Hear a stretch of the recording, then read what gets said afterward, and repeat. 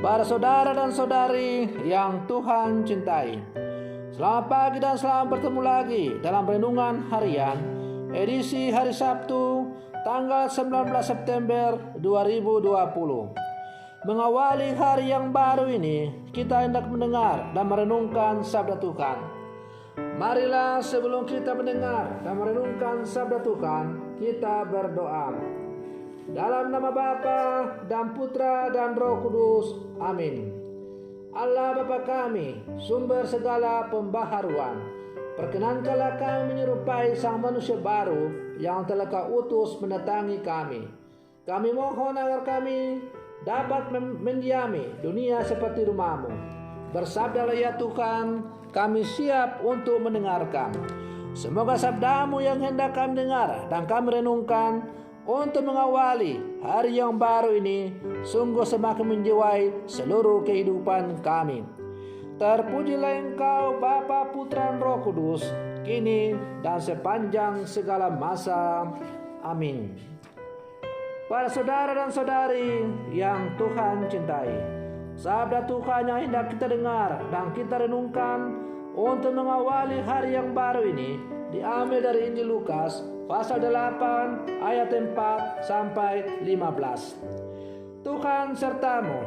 Inilah Injil Tuhan kita Yesus Kristus menurut Santo Lukas. Banyak orang datang berbondong-bondong dari kota-kota sekitar kepada Yesus. Maka Yesus berkata dalam suatu perumpamaan, adalah seorang penabur keluar menaburkan benih. Pada waktu ia menabur, sebagian benih itu jatuh di pinggir jalan, lalu diinjak-injak orang dan dimakan burung-burung di udara sampai habis. Sebagian jatuh di tanah yang berbatu-batu dan tumbuh sebentar, lalu layu karena tidak mendapat air. Sebagian lagi jatuh di tengah semak duri, sehingga terhimpit sampai mati oleh semak-semak yang tumbuh bersama-sama. Dan sebagian jatuh di tanah yang baik, lalu tumbuh dan berbuah 100 kali lipat.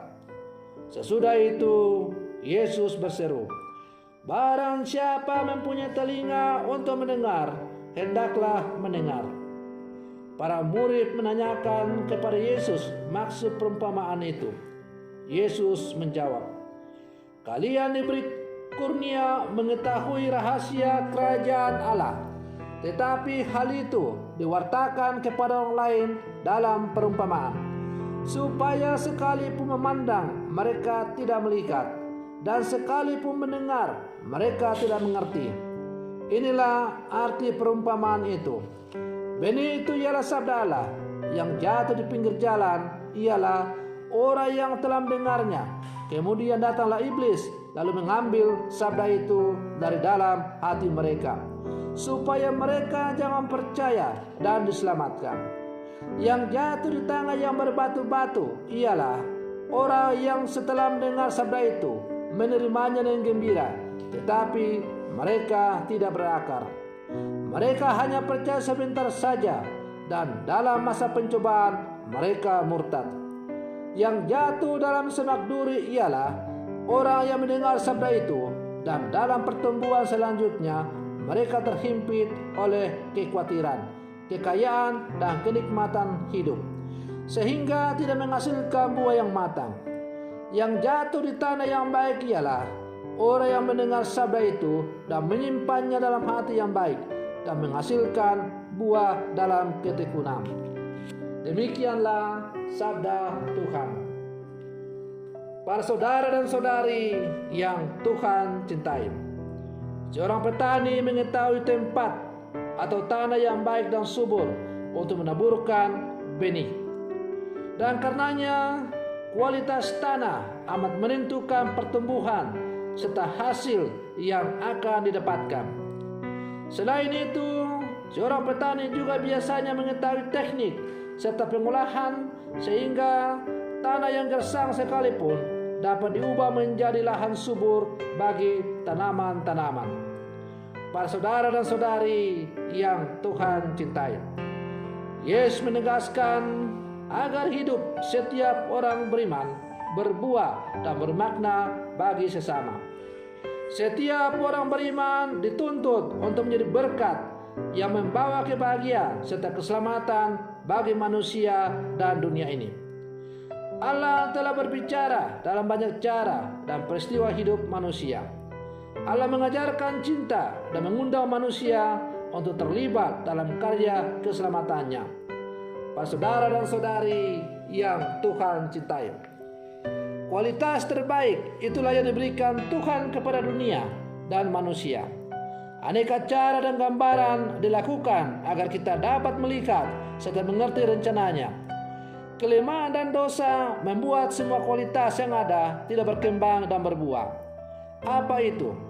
Tidak percaya atau setengah percaya, hanya hidup biasa-biasa saja. Oleh karena itu, jadilah peka agar bisa melihat, merasa dan mendengar bisikannya. Berkat sikap percaya, hidup menjadi lahan subur untuk rencananya dan alat yang berbuah di tangannya. Para saudara dan saudari yang Tuhan cintai, perumpamaan tentang benih yang baik jatuh di empat jenis tanah sangatlah terkenal. Ini perumpamaan yang sangat indah. Tetapi yang menarik adalah mengapa benih itu jatuh di macam-macam tempat. Mengapa si penabur tidak membuatnya jatuh hanya di tanah yang subur? Ini bagian dari misteri kehidupan. Mengapa ada macam-macam orang dalam gereja terkait dengan keaktifannya dan tingkat kerohaniannya. Ada orang yang sangat rajin ikut misa, bahkan misa harian, pasti tak pernah bolos. Kalau bolos, rasanya ada sesuatu yang kurang. Tetapi ada juga orang yang hanya ikut misa mingguan. Lebih jauh lagi, ada orang yang hanya datang misa seperti kapal selam, kadang muncul, kadang tenggelam. Bahkan hanya muncul pas Natal dan Paskah, atau biasa dikenal dengan napas.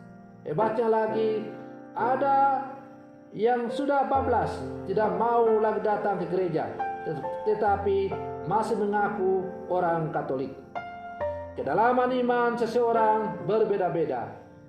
Berdasarkan perumpamaan hari ini, ada beberapa penghambat benih itu bertumbuh subur. Ada yang terhambat karena ada yang mencabutnya. Penderitaan hidup membuat iman kita tipis, dan satunya lagi adalah karena tawaran akan godaan dunia. Kita masuk dalam kelompok yang mana? Pilihan bebas ada pada kita. Para saudara dan saudari yang Tuhan cintai, hidup kita adalah menjadi lahan yang bagus sebagai tempat untuk bertumbuh kembangnya benih sabda itu. Apakah hidup kita, hati kita, diri kita menjadi lahan yang berbatu-batu, menjadi lahan yang penuh dengan semak duri, menjadi lahan yang tanahnya tipis, ataukah hati kita, diri kita, hidup kita menjadi lahan yang sangat subur, sehingga benih sabda yang ditanam dalam diri kita, dalam hidup kita, dalam hati kita sungguh bertumbuh dengan baik dan menghasilkan buah-buah yang berlimpah. Tentu, apakah kita menjadi lahan yang subur atau tidak, tergantung dari kita masing-masing. Maka mari kita berjuang dalam kehidupan kita, menjadikan seluruh kehidupan kita, seluruh diri kita, seluruh hati kita menjadi lahan yang subur sebagai tempat bertumbuh kembangnya benih sabda Allah. Semoga benih sabda Allah yang ditaburkan dalam hati kita, dalam diri kita, dalam hidup kita sungguh menghasilkan buah-buah yang berlimpah, yang pada akhirnya dapat mengubah bukan hanya hidup kita, tetapi juga dunia ini. Para saudara dan saudari yang Tuhan cintai, semoga pada renungan saya ini untuk mengawali hari yang baru ini semakin menjiwai seluruh kehidupan kita di sepanjang hari ini. Semoga demikian. Selamat pagi. Tuhan Yesus memberkati.